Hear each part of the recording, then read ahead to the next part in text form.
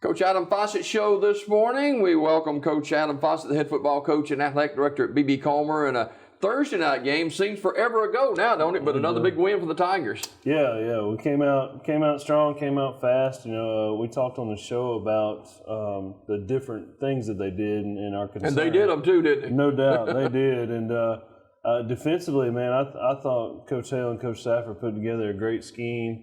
Thought our linebacker play from John Murphy and especially defensive line play from Hagan DeLee. Oh, man, he was a monster, wasn't he? He took on 2 and 3 blocks at a time, made, I think, 4 or 5 tackles in the backfield, tackles for losses. So that was a big step for us. And, offensively, we roll and put up points again. So Horseshoe Bend, with the type of offense that they run, they gashed you a few times with some big plays. Yeah, they got some big plays, and we knew that was a possibility. Yeah. Just with all the reads and all the eye candy, so to speak, that they give you. And I thought we did a very good job of reading what was going on, but we did have some letdowns and had a few breakdowns. But we definitely did, the old bend but don't break type deal. And then scoring on being able to capitalize on scoring drives. Once you get ahead, and a team like that doesn't throw the ball a lot, you get 2-3 scores ahead, it makes it tough on them. And you come out in the second half and show well and really win going away against Horseshoe Bend. Who's some guys that played well for you? I thought Devontae Carmichael was really stepping up and playing well. This may be the first time in his career with us that he's got more passing yards than he does rushing yards, and that's a testament to him just continuing to get better. And he had some key runs too. Yeah, he did, and that's the thing. I think when teams see us and they see us on film, it's not just, they've got a quarterback and a running back. Now we've got a quarterback, we've got 2 really good running backs, we've got a third running back in Reddown Sims who can come in and be a young guy. And then you've got receivers, you've got Richard Weed, James Carmichael on the edge, Chris Garrett, who was at running back, but we moved him to slot receiver, is sure-handed. He makes a lot of catches. He had 3 touchdowns in the Winterboro game. So, we have those weapons all over the field, and that's key in preparation for us. Is there's not like one person to key on. And Coach, names that you're mentioning, a lot of those names are underclassmen too. Yeah, a lot of underclassmen in that group. Devontae and Davion Welch are really the only seniors in that group. So. We look at the senior class that we have, and we're going to lose a lot in that senior class. But we have a lot of underclassmen that are up and coming, that are talented as well. Now, you mentioned Hagan DeLee on the defensive side of the ball. He played very well along with others on the defensive side. Yeah, defensively, obviously Hagan played well. Corey Anderson and Zach Carpenter are playing well. They kind of plug things up in the middle. They don't get the stats that the linebackers do, or even the ends like Hagan do, but doing well with that. Again, John Murphy, I thought he prepared. I thought he mentally prepared for last week's game better than I'd seen him prepare in a long time. One day he came in with like 2 pages of notes just on stuff that he'd watched on film. Adam Odom is a kid that has stepped up for us both offensively and defensively, and 3 weeks ago he was spot playing, and then he's starting for us. He's playing some fullback, he's playing some sniffer back, started at linebacker the past couple games for us, and he's really stepped up in that role and done a good job for us. The secondary at BB Comer continues to improve. And that is a must as you head down the home stretch. Yes, no doubt. Secondary's got to continue to improve. We've got to get better at coverages and getting better at recognizing what's going on. Get our eyes out of the backfield and stop trying to cheat and just play your assignment. So, that's going to be critical this week.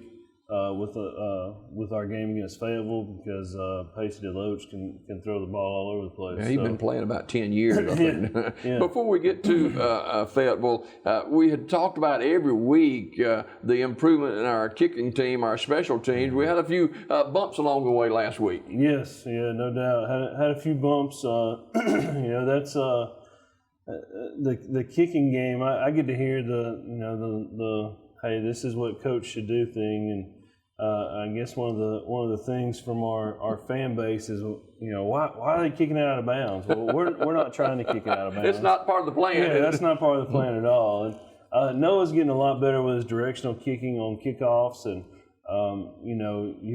you can't take away the extra points and the field goal that he's kicked this year and the points he's put up there. He's done a great job. We scored last week. We scored, and there's a penalty. They back us up, and he kicks an extra point that was further than the field goal that he kicked it at Winterboro. So, he hit it. So right now, Noah, just in warm-ups, Noah's pretty solid from 40, and that's a good weapon to have. So he swears he's solid from 50, but I'll give him 40 for sure. And but he's doing a good job. Directional, kickoffs. Obviously, the ultimate goal is, hey, we'd love to kick it through the end zone and be able to everybody start on a 20. And I think as Noah develops, again, he's an underclassman. As he develops, he'll be able to do that as well. Another region win, you're headed down the home stretch now, and these games are so important as you jockey for a position to host a first round game. Yes, no doubt. Our goal, it's no secret, our goal as a team is to win out. We want to finish 8-2, and we want to be able to host in the first round as a 2 seed. There's a log jam under us with two region lost teams, and all those teams are are fighting for that position. But making the playoffs is huge, but being able to host is also a big deal, and that's. Just for the program's sake, technically we got to host last year, but we didn't get to play a game because St. Luke's had to forfeit, and I think that hurt us by having so many weeks off. But the goal is this year, hey, host a playoff game and be able to play that game at home.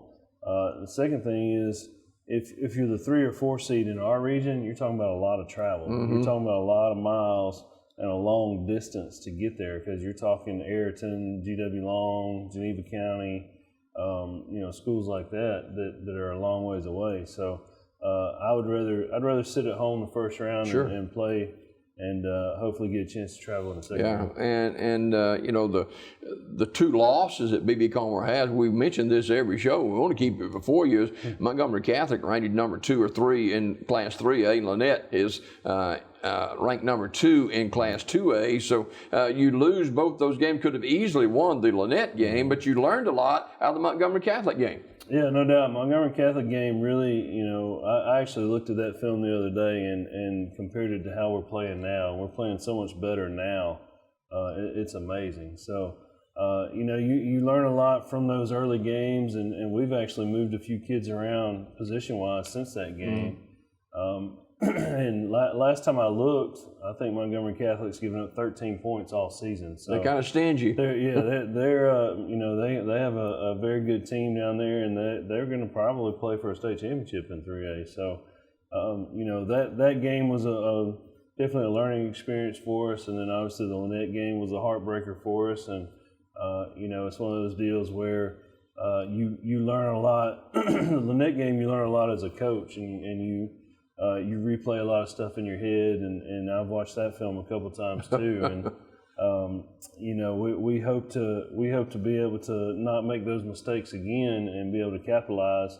And the ideal situation, if we continue to win and Lynette continue to win, the way the coaching staff and I have kind of looked at it is, I think we would get Lynette in the semifinals. If that's kind of how you'd like it, isn't it? If it works out like that, I would love that opportunity. Yeah. So, but that's the goal, and right now right now this game is our most important game because it's the next one. And of course, it's a region matchup, the Fayetteville Wolves, and Coach John Limbaugh, what a class act he is, and a tremendous program at Fayetteville he's built down there, and it's a region matchup too, so you got to win that game. Yeah, big region game at their place, and they're going to be ready to go. I mean, they're always fired up and ready, and our guys and their guys are friends. I mean, they're buddies. They've been kind of going back and forth about it all week, and the crazy thing about this game is they're going to battle out for 48 minutes and hit each other and probably talk trash to each other, and afterwards they're probably all going to go eat dinner together. So. And that's the way it should be, But in preparing for Fayetteville, there's a lot to prepare for. Like I said earlier, quarterback can throw it. His brother is a receiver. He can get open and get dangerous. Big up front. So offensively, they got some things going on that they're good at. Defensively. Again, big guys, and they're going to get after it. Linebackers are active; they move around a lot.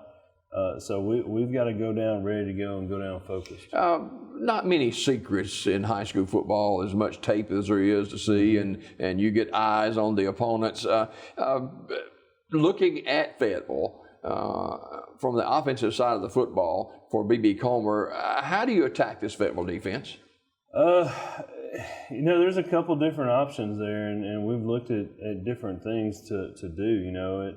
Whatever we do, whether we come out firing or come out with the ground attack, everything is going to be determined by those guys up front. And our offensive line play, we've got to continue getting better. We've got to continue getting more physical week in and week out. And sometimes I think we are headed in the right direction, and sometimes I feel like we take a few steps back. So those guys up front, those unsung heroes that we have that allow all our skill guys to make plays and do good things, the challenge is on them, and the challenge is on them week in and week out. But this week it's a little more because again, Fayetteville's big up front.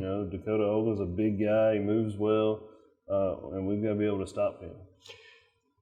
B.B. Comer, with a physical running attack, you got some guys in that backfield that don't mind contact. Yes, yeah, our backfield has grown too, and that's kind of the joys of seeing these guys really get better as they go. Because you talk about like Chris Garrett and DeLeon Welch. Well, we've basically swapped them. DeLeon was a receiver, Chris was a running back. After the Chillsburg game, we swapped them.